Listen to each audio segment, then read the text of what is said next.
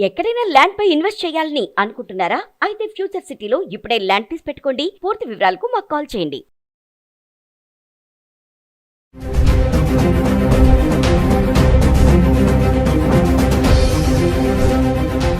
నమస్తే, welcome back to Suman TV. ప్రస్తుతం మనతో పాటు ఉన్నారు business analyst doctor Nandi Rameshwar Rao గారు. నమస్తే సార్. సార్, రీసెంట్ గా స్టెమ్ ఓపీటీ స్టూడెంట్ ని ఎయిర్పోర్ట్ లో, అంటే తను ఇంటికి వెళ్ళి తిరిగి వస్తుండగా ఏమి సంబంధం లేకుండా తన ఇంటర్వ్యూ రూమ్ లోకి తీసుకెళ్లి కొన్ని ప్రశ్నలు అడిగారు. అబ్బాయికి ఎటువంటి కేసెస్ లేవు, అబ్బాయి పైన ఎటువంటి సమస్యలు లేవు అతనికి. బట్ అలా తీసుకెళ్లడం వల్ల అతనికి ఏం అర్థం కాలేదు.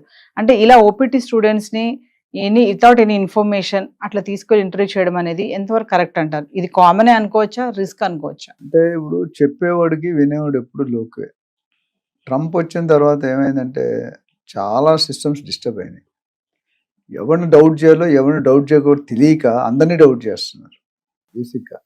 సో మీరు చూడగానే ఈ అమ్మాయి డౌట్ ఉందంటే చెక్ చేయి. అమ్మాయికి అన్నీ ఉంటాయి, అబ్బాయికి అన్నీ ఉంటాయి, బట్ చెక్ చేయి. అదొక పని. కొన్ని అట్లా లంచాలు గించాలంటే అదేమి ఉండవు. మన దగ్గర కొన్ని అవే అక్కడ అవే ఉండవు. వాళ్ళకి ఏంటంటే టార్గెట్ ఏంటంటే ట్రంప్ గారు ఏ విషయం మీద వచ్చాడు ఎలక్షన్లో? ఇమిగ్రేషన్.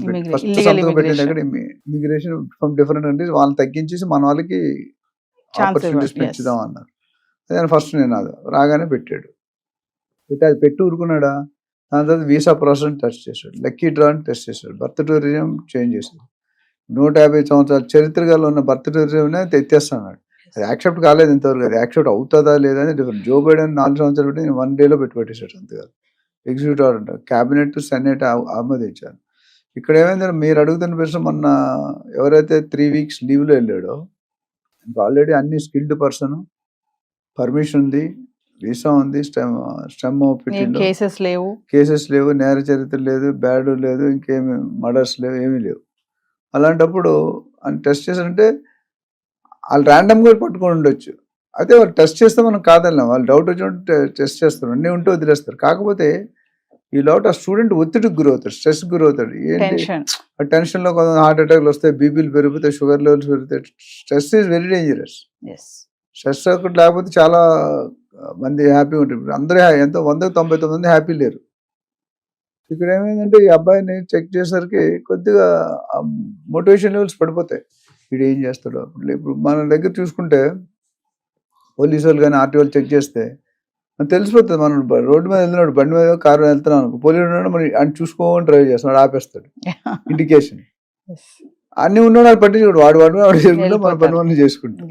అట్లా ఏంటంటే ఇక్కడ ఎక్కడో డౌట్ వచ్చి ఉంటుంది. ఆ డౌట్లు ఏంటంటే ఆపి ఒక ఇంకోటి నలుగురు కలిసి తీసుకెళ్తారు, 3-4 తీసుకెళ్తారు ఆఫీసులో. రూమ్లో వేస్తారు, ఎవడు ఉండడు. అని కొట్టినా తిట్టినా అడిగినా ఎవడు అడిగేవాడు. అక్కడ ఏమైందంటే అక్కడ చెప్పాల్సిన కూడా చెప్పలేడు. చాలా మంది స్టూడెంట్స్ ఎగ్జామ్లో చదువుకొని వెళ్తారు, ఆ టెన్షన్ మర్చిపోతారు. ఎగ్జామ్ రాసినప్పుడు గుర్తురాదు, బాగా చదువుతారు, ఆ క్వశ్చన్ రాయాలి, మరి బయటకు వచ్చి గుర్తుంది. టెన్షన్లు ఉంటూ కొన్ని పనులు. నేను ఒక ఎగ్జాంపుల్, ఫైల్ ఉంటుంది మనకి, పేపర్లు ఉంటాయి, ఎల్ ఫోల్డర్ ఉండి పేపర్లు పెడతాం. మా బాస్ ఒక 10 days ముందు పేపర్ ఇచ్చాడు, అక్కడ అందరూ 100 పేపర్లు ఉన్నాయి. కరెక్ట్ పేపర్ కొట్టుకుని టెన్షన్గా అక్కడ వెళ్తాం, కానీ పేపర్ అక్కడే ఉంటుంది, కానీ మనకు దొరకదు. తర్వాత ఇంటికి వెళ్ళి కూల్ మనం చేయి పెట్టుగా అని పేపర్. సో స్ట్రెస్ లెవెల్స్ టెన్షన్లో చేసేవి వేరు పనులు. 2 మనుషులు ఉన్నారు అనుకోండి, అరుచుకుంటారు. మీకు చుట్టాలు, సిస్టర్ బ్రదర్ కానీ ఎవరైనా ఎందుకు అరుచుకుంటారు? దగ్గర ఉంటే ఎందుకు అరుచుకుంటారు చెప్పండి? మనుషులు దగ్గర ఉన్న ఎందుకు అరుచుకోవాలి? మనుషులు దగ్గర ఉన్నా కానీ మనసులు దూరాలు ఉంటాయి, అందుకని అరుచుకుంటారు. ఇక్కడ కూడా ఏంటంటే అబ్బాయిని తీసుకెళ్ళినప్పుడు మేబీ స్ట్రెస్కి కానీ కొద్దిగా బాధకి ఇబ్బంది పడి ఉంటాడు.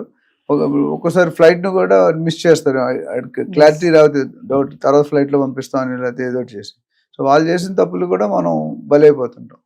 ఇప్పుడు ట్రంప్ వచ్చిన ప్రకారం వాళ్ళకి ఫుల్ రైట్స్ ఇస్తున్నారు కాబట్టి సెక్యూరిటీ ఏజెన్సీ కానీ లేకపోతే చెకింగ్ మన వీసా ఆఫీసర్స్ కానీ వీళ్ళందరూ ఫుల్ రైట్. మన మోడీ గారు యుద్ధానికి కలిగించారు, డిఫెన్స్ మొత్తం మీరు ఏమైనా చేయండి, మన పేరు నిల్చోబెట్టారు. ఫుల్ స్వింగ్లో 2 అమ్మాయిలు హ్యాండిల్ చేస్తారు చూడండి, ఉమెన్ ఆఫీసర్. అది చాలా గ్రేట్. అంటే ఒక పైలట్ నడిపించేయడం అనేది అంత వెళ్ళి పని కథం చేసుకుని 15 నిమిషాలు మళ్ళీ కామ్గా వచ్చేసారు. That's not at easy because our PM the country head has given a full power. నువ్వు ఏమైనా చేయి, we should not get defeated. అట్లా ట్రంప్ ఏమన్నా నువ్వు ఏమైనా చేయండి, మీరు పట్టుకోండి. వాళ్ళు దొరికారు కూడా, కొంతమంది దొరికారు కూడా. వాళ్ళని 100% మీరు తప్పనలేరు. ఎందుకంటే ర్యాండమ్గా చెక్ చేసినప్పుడు మన వాళ్ళు తక్కువ ఉంటారు compare to Japan, China, Mexico, Panama, Canada ఇవన్నీ చూసుకుంటే మన పోర్షన్ చాలా తక్కువ. బట్ మన పోర్షన్ మనోడు అందులో ఎక్కడున్నాడో తెలియదు కదా.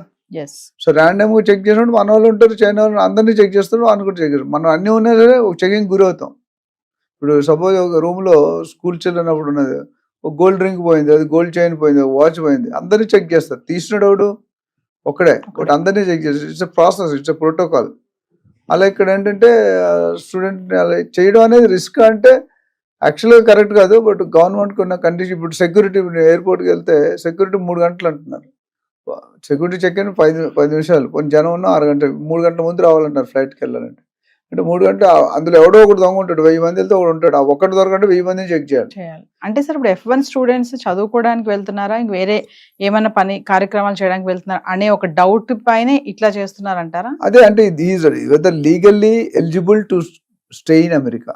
So it is whether it is F1, whether it's OPT, whether STEM OPT, whatever it may be, or job visa, H1 ఏదైనా అవ్వచ్చు.